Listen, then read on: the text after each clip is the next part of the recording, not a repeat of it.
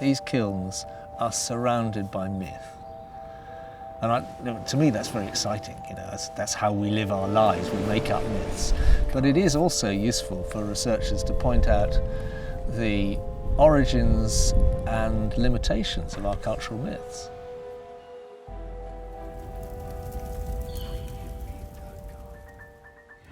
Why build the kiln in Wytham Woods is quite a good question. Oxford, I don't think, cares so much about the pots. Oxford has pots, but they are interested in bringing the historic collections to life, the living connection and where things are coming from. What we're doing is something that's quite different. These are research kilns, and they're research kilns in a very broad sense.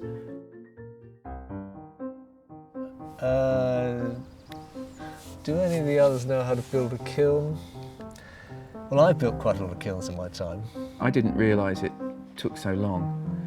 First, we had to find a suitable site, and this one we chose because the slope was 16.5 degrees. So we were working solidly at what was essentially a rubbly, disused field on a slope. We then dug a trench. The walls are buttressed actually by the soil. And today, making the A-frames.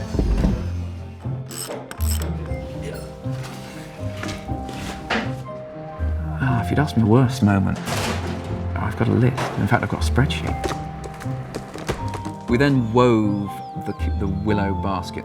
The kiln is slightly wider, perhaps, than the Japanese would have it. So you need to be able to get into the far end. So our minimum width is Jim Keeling width. And that required a little more girth. So we've been working at this intensively. There hasn't been a week in which we haven't had 2 or 3 days intensively on the site doing something to try and better the conditions for the firing. Because we do have to make some pots as well to go in it. I want this to be a long-term project which gets people working together, and that's very, very, very quickly, immediately going to lead to research. As an anthropologist, I'm looking at why traditional craft persists. I mean, I've actually got a Cambridge degree. It was in archaeology and medieval history. And this is a fantastically interesting subject. This kind of kiln, VIII in Japan, traditional Japanese kilns. Each piece that comes out of here is individual according to where it's placed. Not only every pot, but every firing will be different.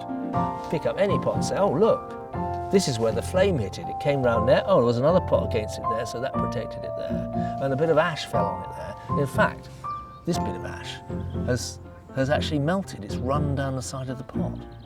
So I've been being approached by people from material studies, anthropology, archaeology, but then also ceramics, fine arts, and so on. So Oxford provides a good hub. And we have volunteers from all over the country because we're doing something which seems to attract men and women equally, oddly, and all age groups. I think our youngest was about 6. That's all right, Felix, but is that straight? Before we'd even fired it, the kiln itself was evolving a personality. People were becoming attached to it. And because it's not a uniform industrial product, there are bits that each of us are responsible for. We then started to think, well, what should this kiln look like? The Chinese often refer to them as dragon kilns. Our Japanese artist in residence, at that point, he started calling it the English kiln. Or more so when we put the spines down it. Then it obtained eyes and a whole range of other things. What we created was a kiln that is as memorable as the pots. It's a very individual thing. Nobody else has got a kiln like it. So there's a love of the kiln in the people who made it, which is not necessarily what you would expect from an industrial machine. When we got to top temperature, the pots were glowing and it was obvious that it was going to be successful.